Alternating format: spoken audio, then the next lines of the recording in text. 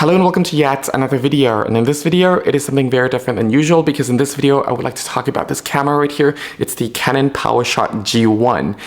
I have to kind of like refrain myself from saying Canon EOS or Canon R or whatever, because usually I talk about DSLRs or mirrorless cameras on my channel and I rarely talk about compact cameras, but I would like to actually start making a series, or actually new series, on older compact cameras as well. And since I've personally been having a love and hate relationship using this camera the past months, I would like to also just share my thoughts on this camera, because in the same time it is still a nice camera to use and it also feels very nostalgic. Now, of course, when it first came out way back in around late 2000, I was only like 4 years old, so this is not like mine since 2000. I only recently bought this like sometime last year, so just keep that in mind as well. But I have been using it on different trips and also just photographing, you know, random things here and there while on trips as well. So yeah, I'll be sharing all of my thoughts in this video. Hope you guys will actually find it useful. So without further ado, let's get into the video.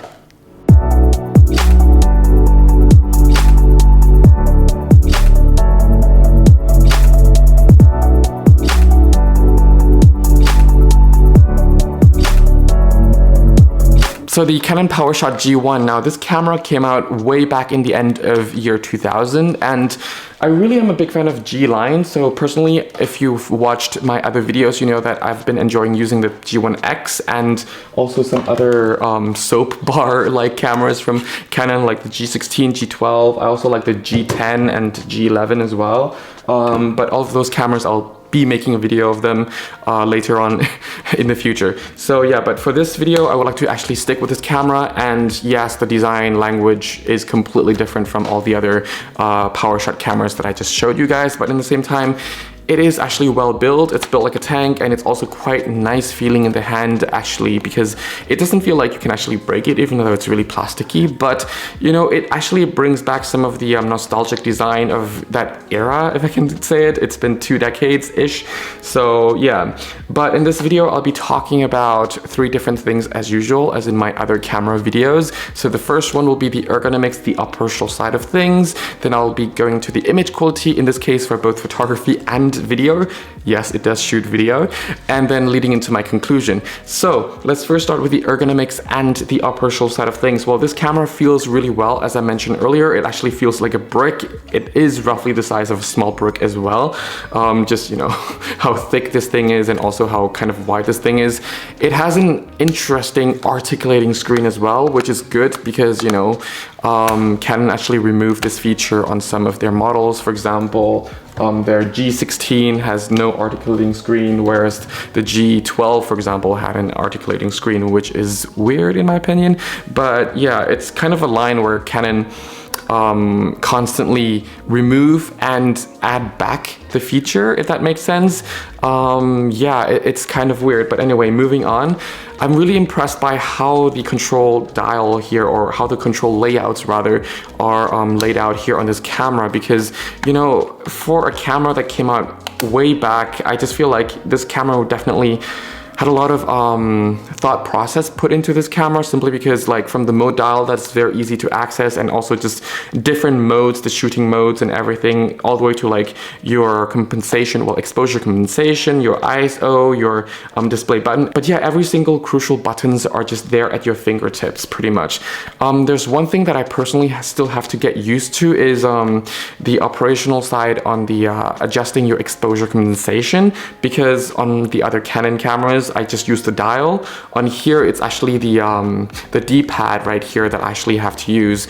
Oh, and this camera, what I really love is the display up here as well. I know I'm changing topic really quickly, but because I'm actually really excited about this camera, actually talking about it, I really love this display up here. It's nothing special, but it's in the same time a display that actually allows you to just see all the quick settings. And this is actually also quite crucial in the same time, because the back display here, if you want to save extra battery life and just want to use the viewfinder, which is not exactly an optical viewfinder, but it actually zooms and you can see roughly what the lens is seeing. And also this LCD here, it's actually not exactly nice to view when you're in direct sunlight, and also even if you just tilt it a little bit, like so, it will actually change the contrast and the viewing angle, like how well you can see in terms of the brightness, the color accuracy and everything. So it's also just good to be able to see all the settings on this overhead display here, over the body display. I don't know what you call them, but yeah. And then moving on to the next point, which is the Hotshoe up here. I personally find this really cute simply because it's a compact camera from like the late 2000s, and you know, just imagining using this camera, 3.3 megapixel, which of course at the time was a lot, but nowadays it's just kind of a little bit on the smaller side of things, and just having the external flash up here, and it's just, yeah, it looks kind of cute. Well, imagine it. Anyway, yeah, it still functions as a nice Hotshoe, and you can actually still mount a flash up here and it will just work perfectly fine. And then you have a mode dial up here, which is quite nice and convenient, also together with the different switches between the shooting mode or the display mode and things like that. And also you have the zoom lever as well, and everything is just very nice, minimalistic, but also pretty much at your fingertips. Moving on to the side of the camera, you have a card reader slot, a card slot that actually accepts 2 types of cards. The one I have in here is the 128 megabyte CF card, which is very small, but for this camera it actually takes quite a few images. It allows you to really store a lot of images on here, but it also accepts micro drive card as well. So it's something what I have in the D1X, the older Nikon DSLR. I don't have a card reader for it, so until I can find a card reader for it, that camera will not have a My Thought video anytime soon. So yeah, I'm still looking for a card reader. And then moving on to the back of the camera, as I mentioned earlier, this camera actually has quite a nicely laid out buttons, apart from the D-pad here, that I find it quite weird that I actually have to adjust the exposure compensation with this D-pad, because usually I'm used to a dial, but that's just a personal nitpicking of me. But otherwise, yeah, everything is just very cleanly laid out, very efficiently laid out, and it's just, yeah, you can just press them with the fingertips and it just responds quite nicely. It has a very nice tactile feel to it, and even in cold weather you can actually still operate this camera quite comfortably as well. Talking about cold environment, the battery on here doesn't really handle well with cold environments. Oh, if you want to open the battery door, there's this latch or this lever that you first have to kind of pull down, and then you open it up. If I can even, yeah, like so. And then you have this Canon BP 511 battery type, and yes, this battery is very common. You still can find this copy of the battery in many of Canon cameras, so from the D30 all the way to, let's say, the 50D, albeit the 50D I think uses the BP511A, which is slightly more efficient and more powerful, but you still can actually use that battery in here, because this one is actually from the 50D, the 511A, but it will still actually power the camera up, which is quite nice as well. So if you do get this camera, you will still be able to find a lot of third-party batteries in this series, brand new, so you don't need to worry about, you know, not being able to find brand new BP511 series of batteries anymore. And a lot of third parties still actually produce quite high quality battery for, you know, the series as well, which is actually quite nice. The last point that I would like to make on the back of the camera is the screen, which I briefly talked about earlier. It is not really detailed, but you know, if you're outside, you can actually judge your framing, assuming you can actually see the display if you're not in too much of a bright sunlight kind of situation. The color accuracy is okay if you're in like a gloomy day situation, and also just kind of like looking directly at the screen pretty much around here, so it's at your eye level, so you can actually judge everything quite nicely. Otherwise, it's a display where you can just, you know, get your framing. Don't judge completely on what you're going to get in terms of color accuracy and also your contrast, because sometimes at a certain viewing angle there can be actually, or seem to be, higher contrast than usual, but that's just because of the display itself. And now moving on to the front of the camera, this is a camera that has a very interesting lens. I'm sure quite a few other people talked about this lens. I personally think that, you know, the interesting part is the f2 to 2.5, but I also heard that this lens is actually a lens that was shared together with some other manufacturers as well. But, you know, because there aren't really hard evidence, I cannot really confirm that it is the same lens. So take it with a grain of salt. That being said, it is still a great lens that actually is sharp enough for the sensor and also shows very little amount of chromatic aberration. And yeah, for the resolution, it is still a lens that yeah, gets the job done and more than sharp enough. But the lens itself has an optical zoom of around 3 times, so that's an equivalent to 35mm terms of 34 to 102mm, I believe. And that is just kind of like a standard wide for the time, but also kind of like going into standard telephoto. So it's kind of nice zoom range as well. Personally, I would wish that it would actually have a much wider focal range to actually start with, like some of the newer Powershot cameras. So for me personally, I would actually prefer this camera would start at around 28mm or even 24mm, but I know that 24 is still kind of a luxury for cameras even from 10 years ago to have 24mm as a starting focal range, because it's considered as in like an ultra wide for compact cameras.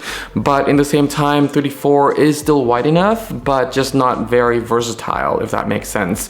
But you know, it will actually still get the job done in most cases, so that's actually quite nice. And now moving on to the side of the camera where we actually see more ports. So here we actually have the AV out, well, if I can actually get the port open, and the digital out, as well as the power in.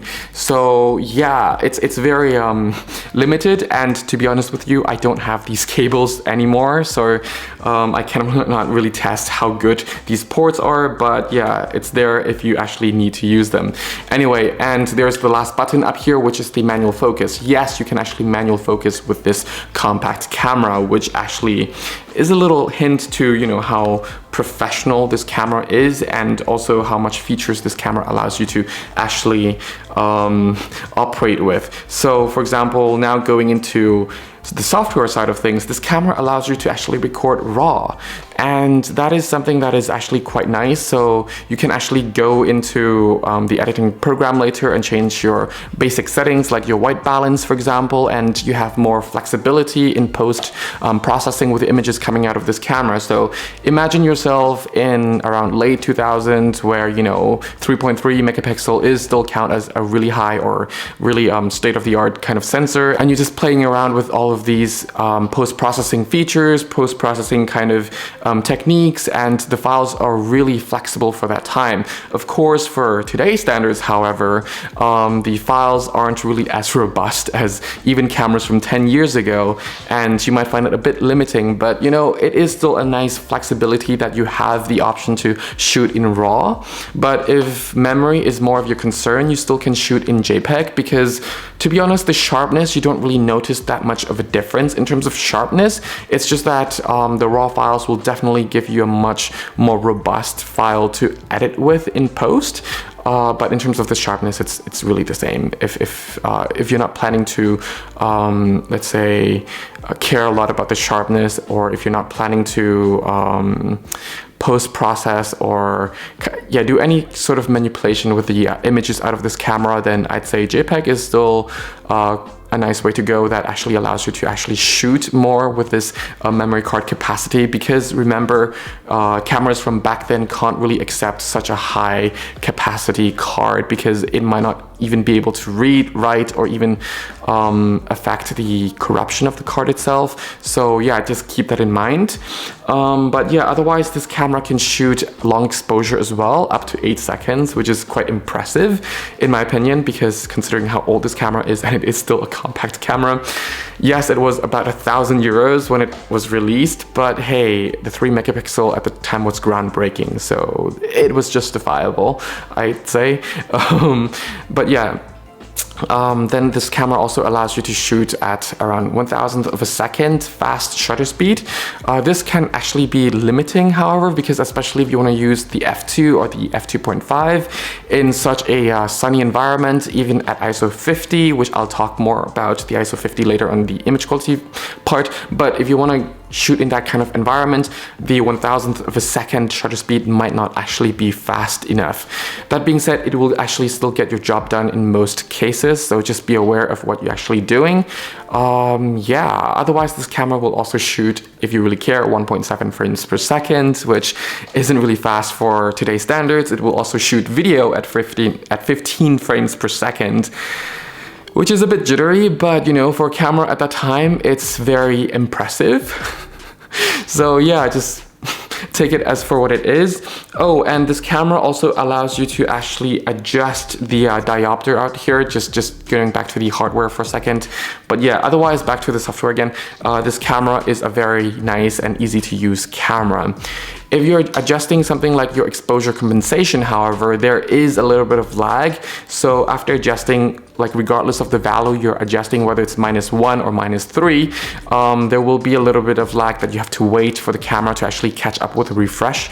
And then it will actually keep up with the display itself on what you will see in front of the lens. But otherwise, everything in this camera is just pretty much what you'd expect from a Canon camera. So very nice and efficient menu layout. Everything is very nice and easily laid out here as well, whether it's software-wise or hardware-wise.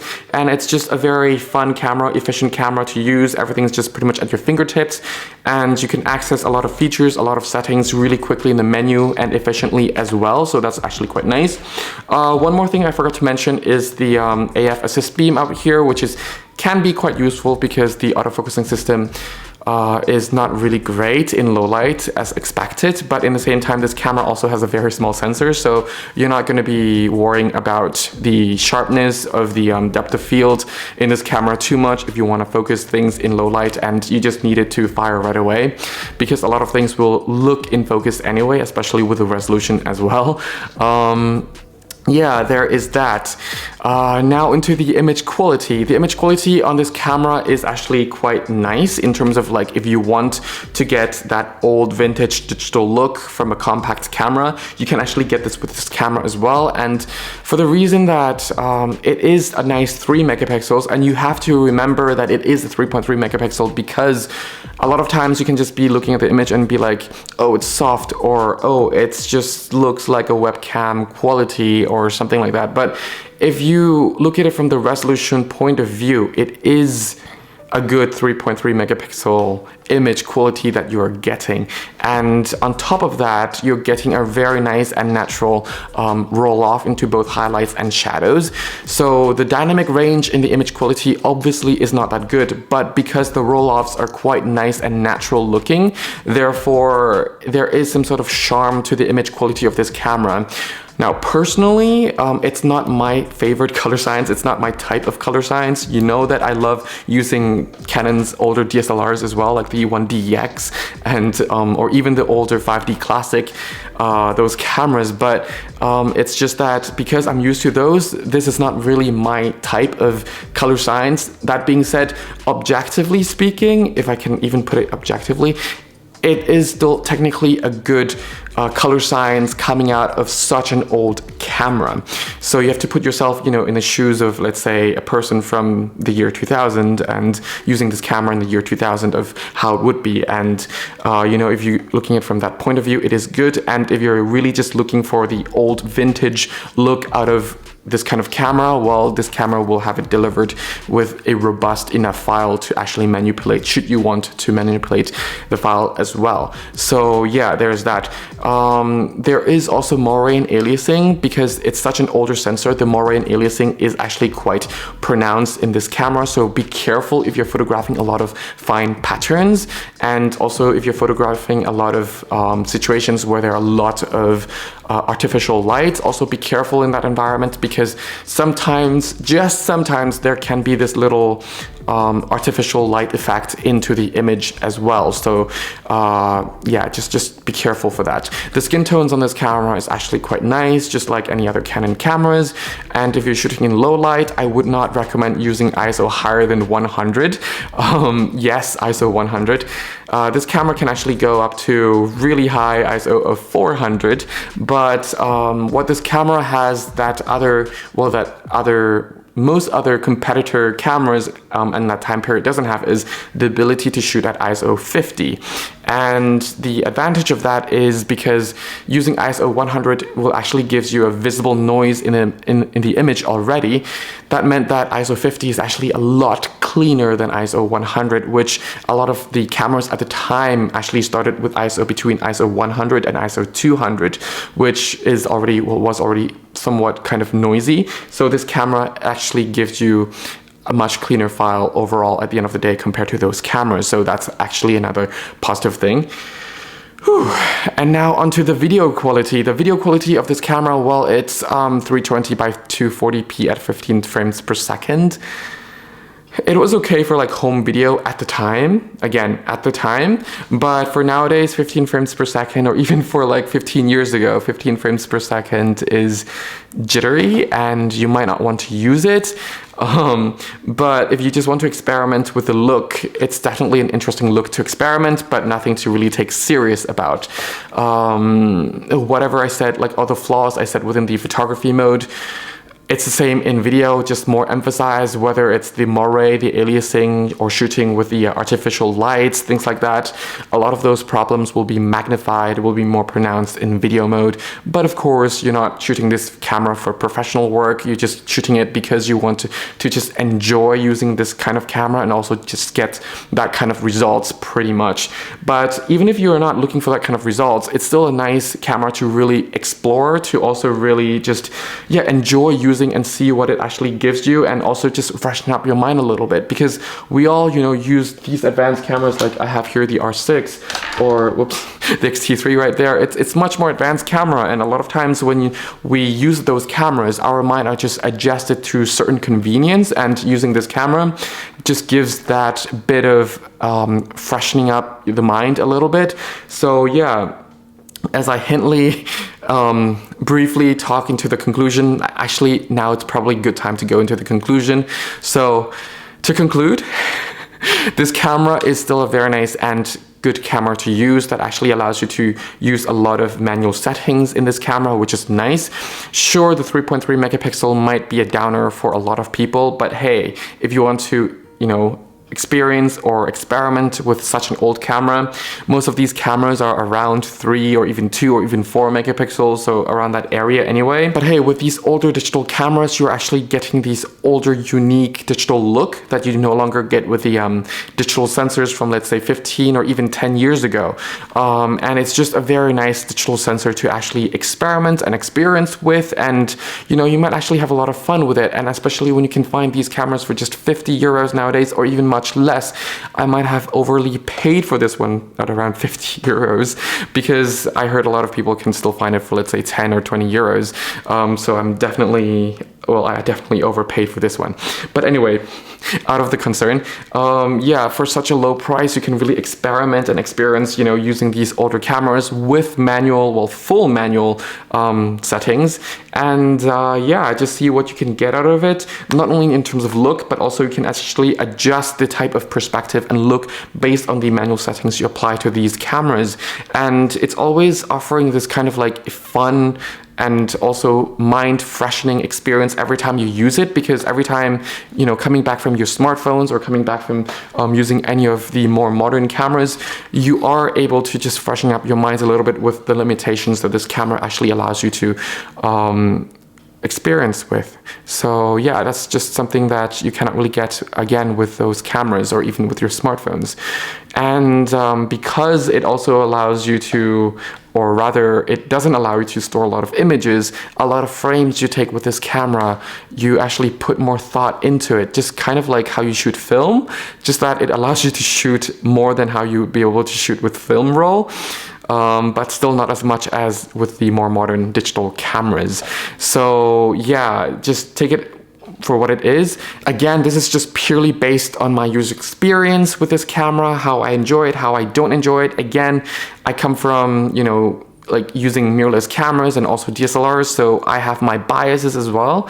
But if you're into like really using or even looking into older compact cameras like this one, then yeah, just give it a go, and I think you will not really be disappointed once you get used to it. Of course, you might have to get used to the fact that it is a very slow and sluggish camera, and the zoom here is very slow as well, and when you use this camera you kind of need time. Not everything refreshes quickly.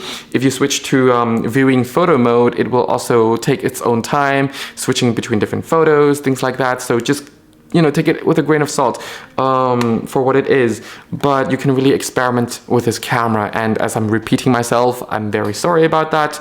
But yeah, it's really a camera to really give it a go, because to some people they might think they would enjoy it, but once they get it, they don't enjoy it. But to some people, when they don't really have expectations with this camera, they will end up enjoying using this I just bit my tongue.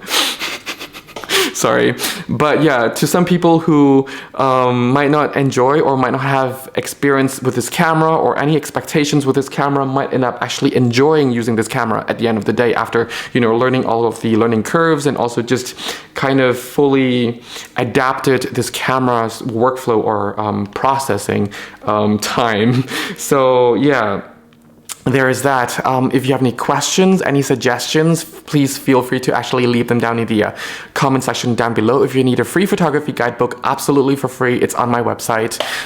Just click and download. I will not bombard you with any newsletter nonsense. If you have any questions as well, yeah, leave them down in the comment section below as well. I will do my best to get to you guys as soon as possible. Otherwise, I thank you all very much for watching. Stay safe, have fun shooting. Till next time, bye for now.